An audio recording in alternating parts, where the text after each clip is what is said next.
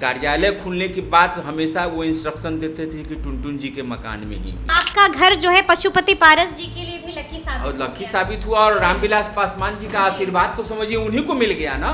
मैंने भी चिराग जी को कहा था कि हाजीपुर से ही चुनाव लड़ते तो ज़्यादा अच्छा होता है, लेकिन यहाँ के सेंटीमेंट के लोग आप लोगों के साथ है, तो उन्होंने बात नहीं मानी। चिराग पासवान तो उनके पुत्र हैं, हाँ। इसमें कोई नकारा नहीं जा सकता, हाँ। ईश्वर करें वो जीवन में बहुत आगे बढ़े, लेकिन अभी जो दृश्य दिखाई पड़ रहा है और जो बातें अभी छन के आ रही है। नमस्कार, हमारा नाम है समरीन और आपने देखना शुरू कर दिया है लाइव सिटीज। देखिए, लाइव सिटीज की टीम इस वक्त हाजीपुर में है। आपको मालूम है कि हाजीपुर दिवंगत रामविलास पासवान का गढ़ कहा जाता है। आपको मालूम है कि हाजीपुर से रामविलास पासवान ने एक ऐसी जीत दर्ज की थी जिसके बाद उनका नाम Guinness world book of records में आ गया था। आपको ये भी मालूम है कि हाजीपुर से 10 बार रामविलास पासवान जी ने चुनाव लड़ा था और 8 बार उन्हें जीत मिली थी, लेकिन 2 बार उन्हें जीत यहां से नहीं मिल पाई थी। देखिए, आपको बता दें कि जब हम हाजीपुर में हैं और रामविलास पासवान जी की चर्चा हो रही है तो उनकी जीत जो है, उनकी ये जीत एक घर से जुड़ी हुई है। आपको बता दें कि रामविलास पासवान जी के जीत का मंत्र इसी घर से होकर जाता है। मामला क्या है, इस पर पूरी चर्चा करेंगे और चर्चा करने के लिए आज हमारे साथ खुद इंदु भूषण उर्फ टुनटुन जी मौजूद हैं। तो सबसे पहले तो बहुत बहुत स्वागत है आपका। आपको भी बहुत बहुत धन्यवाद जी। अच्छा, ये जो अभी हमने बताया अपने दर्शकों को कि ये जो घर है ये रामविलास पासवान जी के लिए काफ़ी लकी साबित हुआ था, इसलिए क्योंकि 10 बार उन्होंने चुनाव लड़ा, 10 में से 8 बार जब उन्हें जीत मिली तो इसी घर में उनका कार्यालय था, लेकिन 2 बार किसी कारणवश यहाँ पर उनका कार्यालय नहीं बन सका था। क्या हम सही कह रहे हैं? हाँ, बिल्कुल आपका सही कहना है। सही कह रहे हैं। हाँ, 2 बार 84 में और 2009 में वो यहाँ पर कार्यालय नहीं था और चुनाव हार गए थे। चुनाव तो बट ऑब्वियसली चुनाव हारे थे, तो सब लोग जानते हैं। तो ये कैसा कनेक्शन है, मतलब जब जब यहाँ पर कार्यालय रहा, जब जब आप लोगों ने अपने घर को उन्हें कार्यालय बनाने के लिए दिया, तब तब वो चुनाव जीते, मतलब 8 बार दिया और 8 बार वो चुनाव जीत जाते हैं। अब देखिए, इसका कोई अब हमारे निजी जीवन से हम चाहेंगे कि कुछ इसमें क्या कारण है। अब चूंकि हम लोगों से एक विशेष लगाव था रामविलास पासवान जी से, व्यक्तिगत हमारा बड़े भाई छोटे भाई का संबंध रहा था जीवन, जब से 1977 में चुनाव लड़ने आए और 2014 तक यहाँ चुनाव लड़े। अच्छा, जैसे कि हम बता रहे हैं कि जीत का रास्ता जो है इसी घर से होकर जाता है। हम अपने व्यूअर्स को ये पूरा घर भी दिखाएंगे कि कहाँ पर कार्यालय था, सब कुछ दिखाएंगे। तो ये बताइए कि कैसे कैसे ये सफ़र शुरू हुआ था? 1977 से शुरू हुआ था, तो ये कैसे कैसे, क्या आपसे कोई मतलब कोई उनसे रिश्ता था आपका? कैसे कैसे ये पूरा सफ़र उन्होंने यहाँ पर कैसे अपना कार्यालय खोल लिया, कैसे कैसे? सबसे पहले तो जिस समय की आप बात कर रही हैं 1977 में, मैं इसी स्थानीय जो कॉन्स्टिट्यूएंट कॉलेज है उसमें मैं छात्र हुआ करता था। अच्छा। और चूँकि ये हमारा जो ये प्रॉपर्टी है या जो घर कहिए हमारा, ये शहर के बिल्कुल आज की तारीख में हार्ट माना जाता है, हृदय माना जाता है।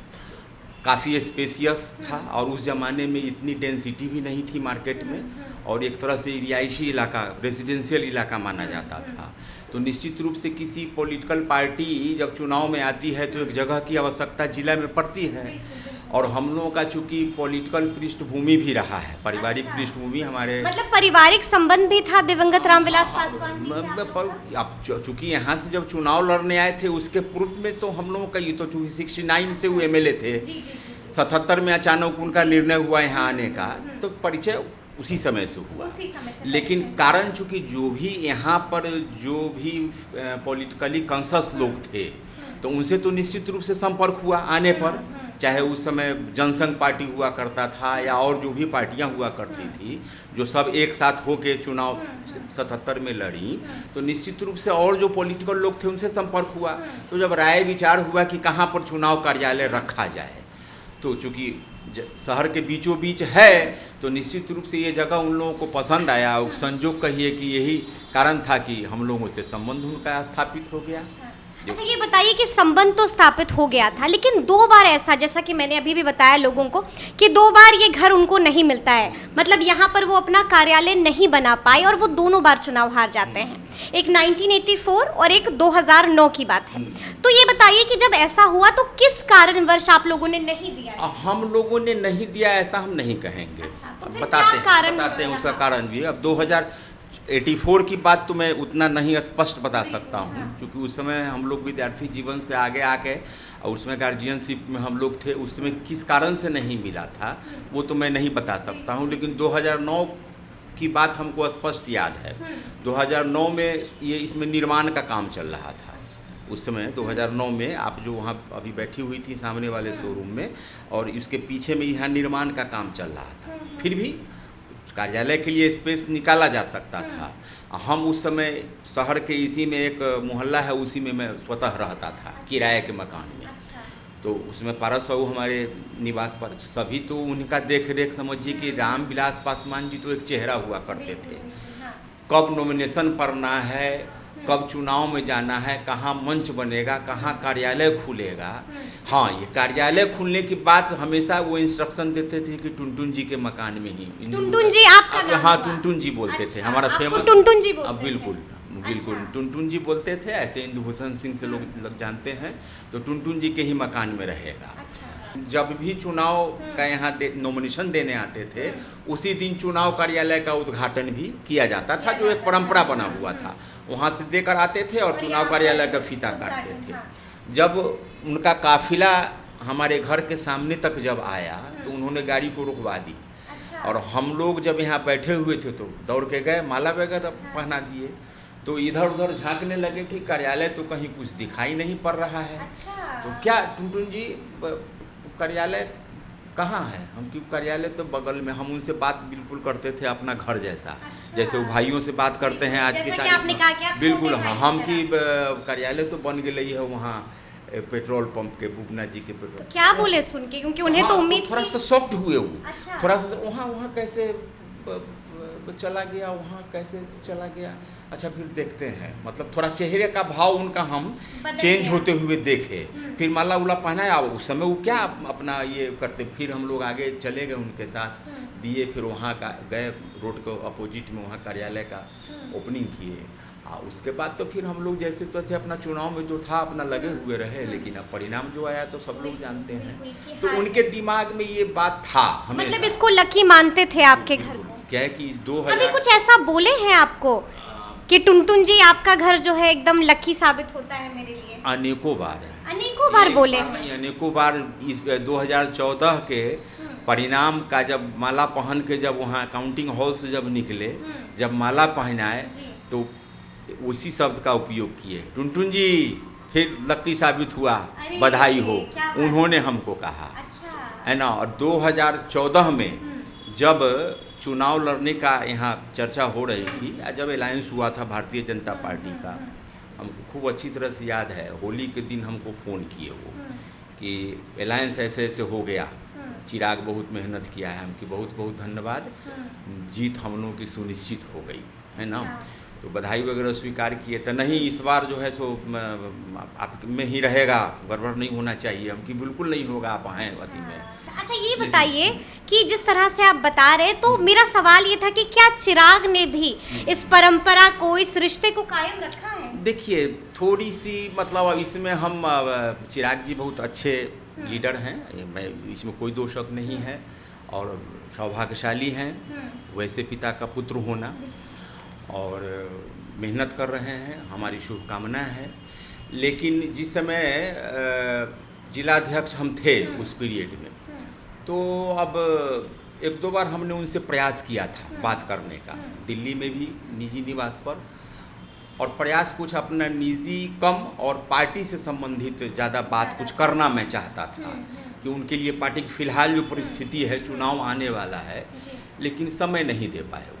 ये बात स्पष्ट रूप से हमारा एक फ़ोन आया था उनका, तो हमने कहा भी था कि हम जैसे लोगों की अब लगता है आपको आवश्यकता नहीं है। हाँ, हमने उनको कहा था। तो नहीं तब रामविलास पासवान हयात थे। हाँ, तो मतलब नहीं, रामविलास पासवान जी नहीं, अच्छा, ये तो इधर उनके बाद की बात कर रहे हैं। तो उस समय उनके बाद हम जब रामविलास पासवान जब डेथ कर गए हैं, उसके बाद काफ़ी बाद हम पार्टी को हमने ये किया है, छोड़ा है। जैसा कि आप बता रहे थे कि यहाँ पर एक छोटा सा कार्यालय जो है आपने पशुपति पारस जी को दे रखा है, तो ये जो है रामविलास पासवान के लिए काफ़ी लकी साबित हुआ है। तो आपको नहीं लगता है कि चिराग भी हो सकता है कि मांगें कि आप उनको भी जगह दे दीजिए? अब देखिए, अब पशुपति कुमार पारस जी यहाँ चुनाव लड़ने आते हैं कि चिराग जी आते हैं, ये तो अभी एक चर्चा का चर्चा तो ये हो रही है कि हो सकता है कि जमुई छोड़कर वो हाजीपुर अब से जो है बहुत ज़्यादा गहराई से अभी फिलहाल जो अभी अगर मांगते हैं तो क्या प्रतिक्रिया होगी? वही तो हम बताने जा रहे हैं कि उस समय जो अब 2019 में पारस साहू को दिया गया था, अब यहाँ जो अभी का जो वर्तमान स्थिति है, आप तो खुद जगह देख रही हैं ना, अब उसमें कैसे किसी को दिया जा सकता है, ये थोड़ा सा कठिन है। किसी को भी, कोई भी चुनाव यहाँ लड़ने आएगा तो आज के परिवेश में, अभी आपने जो ऊपर शॉप देखा, उस समय वो कार्यालय का एक हिस्सा हुआ करता था 2019 में। सामने में जो आपको हमने जो डॉक्टर साहब का क्लिनिक दिखाया, उस समय वहाँ आके बैठते थे। तो अब तो थोड़ा सा ये मुश्किल हो सकता है, मतलब आप ना कह सकते हैं। अब कोई ठोस रेंटर है, उसको कैसे हम उसको निकाल के कहेंगे कि आप कार्यालय के लिए दे दिए? अच्छा, क्या लगता है आपको? देखिए, मतलब जिस तरह से 2024 अब नज़दीक है, 1 साल से कम का समय बाकी रह गया, तो क्या लगता है क्या हो सकता है अगर मैदान में पशुपति पारस के सामने चिराग होंगे तो यहाँ पर क्या होगा? लोगों का अभी आप लोगों का राजनीतिक आकलन है, इसकी संभावना कम है। बिल्कुल नहीं होंगे, मतलब आप कह रहे हैं कि चुनावी मैदान में चाचा और भतीजा आमने सामने ऐसा होना भी नहीं चाहिए, इसकी संभावना कम है। अगर ऐसा हो जाता है तो किसका पल्ला? ये तो अब आने वाला समय, इस समय तो इस चीज को हमसे आप मत ये करवाइए अभी, ये तो आने वाला समय बताएगा। हाँ, ये आने वाला। लेकिन आप लोग का समर्थन अब चूंकि आमने सामने होंगे, वो किस पार्टी से होंगे, ये किस पार्टी से होंगे, वो किस गठबंधन से होंगे, वो किस गठबंधन से होंगे। पार्टी का तो फैसला हो गया है कि LJP-R है, एक RLJP है। हाँ, तो RLJP है, तो RLJP भी कहीं अकेले क्या चुनाव लड़ेंगे? मतलब आप गठबंधन देखकर तो और क्या है, इन लोग भी अभी तो गठबंधन के साथ ही हैं। पारस जी तो अभी खुद अभी NDA का बहुत मजबूत पार्ट हैं, अभी मंत्री भी हैं भारत सरकार में। और वस्तु स्थिति में जो बात है, अब हमने कहा भी कि रामविलास पासवान का जो भी कार्यक्रम होता था, जो भी होता था चुनावी संबंधी हो, किसको कहाँ क्या मतलब जाना है, कहाँ झंडा चाहिए, बैनर चाहिए, कहाँ होगा, सारा काम पशुपति कुमार पारस जी करते थे। तो मतलब आप उनको उत्तराधिकारी मानते हैं रामविलास पासवान? बिल्कुल मानते हैं, कहे नहीं उत्तराधिकारी। चिराग पासवान फिलहाल हमको तो दैविक, देखिए चिराग पासवान तो उनके पुत्र हैं, इसमें कोई नकारा नहीं जा सकता। ईश्वर करे वो जीवन में बहुत आगे बढ़े, लेकिन अभी जो दृश्य दिखाई पड़ रहा है और जो बातें अभी छन के आ रही है, अलौली में विधायक थे तो जब हटे तो पशुपति कुमार पारस जी को, तो आप इतना ही ना कहना चाहते हैं कि भाई हैं वो लड़के हैं। और एक तरफ ये भी होता है कि भाई, छोटा भाई लड़के के समान ही होता है, ये भी तो हम लोग चला रहा है, रामायण महाभारत में ही भी चला रहा है। तो ये बात हकीकत भी है, इसको नकारा नहीं जा सकता। हम लोग बिल्कुल पारिवारिक रूप से जुड़े हुए हैं। पारस जी ऐसे व्यक्तित्व जो मात्र रामविलास पासवान और पारस जी में 2 वर्ष का बड़ाई छोटाई है, हम आप लोग सब नहीं जानते, मात्र 2-2.5 साल का बड़ाई छोटाई है। पारस जी जिस समय कई बार कैबिनेट मंत्री भी रहे, पार्टी के अध्यक्ष भी रहते थे, हजारों सैकड़ों की संख्या में जब रामविलास पासवान जी सब परिवार यहाँ आते थे तो सर झुक जाता था लक्ष्मण की तरह और पैर छू के प्रणाम करते थे। इरले बिरले ही ऐसे लोग करते हैं। तो ये एक संबंध, हाँ, रामविलास पासवान ही, चाहे रामचंद्र पासवान हो, चाहे पशुपति कुमार पारस हो, हम लोग शुरू से जानते हैं उनके राजनीतिक जीवन को और कैसे अपने भाइयों को अपने पुत्र के समान से लेकर चले और समाज में स्थापित किया, MLA बनाए, मंत्री बनाए, MP बनाए। तो ये रामविलास पासवान सही में राम की भूमिका में थे, तो इन्होंने भी किया। तो हम तो मानेंगे। रामविलास पासवान जी की हार्दिक इच्छा थी कि चुनाव चिराग पासवान यहाँ से लड़े, हाजीपुर से। निश्चित उन्होंने, अब आज वो नहीं है, ये कोई झूठी बात नहीं, उन्होंने कहा कि मैं तो चाहता हूँ कि वो लड़े, लेकिन उसकी इच्छा है कि पहली बार मैं सांसद बना तो पापा के नाम पर बना, मैंने वहाँ बहुत काम किया है। ये चिराग जी कहते भी, मैंने इस बार मैं बनूंगा, अपने बदौलत बनूंगा। तो राजनीति में ये सब चीज़ थोड़ा सा आदमी को ये देखा। और मैंने खुद यहाँ के स्थानीय मंच पर एक कार्यक्रम में, मैं उसमें जिलाध्यक्ष था, मैंने भी चिराग जी को कहा था कि हाजीपुर से ही चुनाव लड़ते तो ज़्यादा अच्छा होता। लेकिन यहाँ के सेंटीमेंट के लोग आप लोगों के साथ है, तो उन्होंने बात नहीं मानी, पिताजी की भी बात नहीं मानी। कहिए अब हम कैसे कह सकते हैं, लेकिन हमको ऐसा लगा कि बिल्कुल ये अब कुछ ईश्वरीय ऐसा अथी कहिए कि उसी समय फिर देखिए कि ये पार्टी टूटती है, जो कि नहीं होना चाहिए था, दुखद बात है।